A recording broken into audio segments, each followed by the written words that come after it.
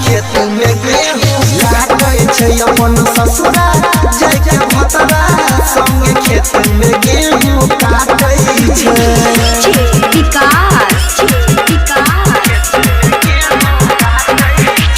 मटियार कला सीतामढ़ी।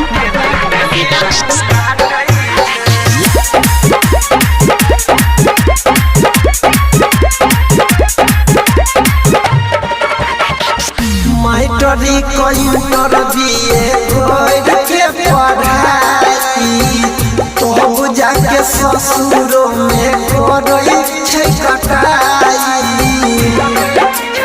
रे भाई मास्टरी कंटर दिए कोइर के पढ़ाई तो जाके ससुरो में करई छै कटाई।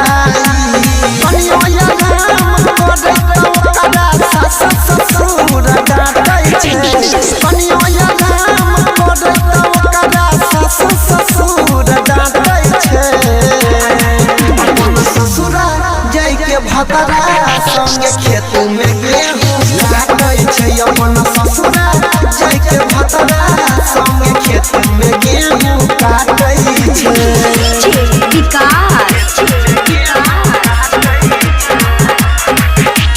मटियार कला सीतामढ़ी।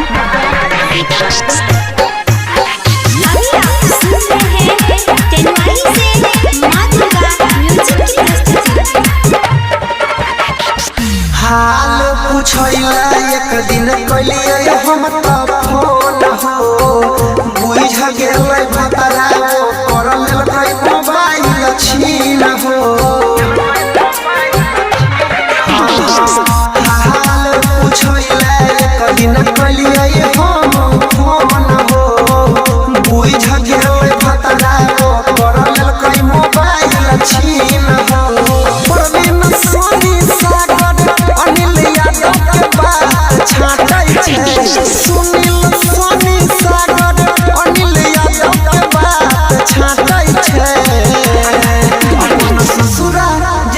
भतरा संगे खेत में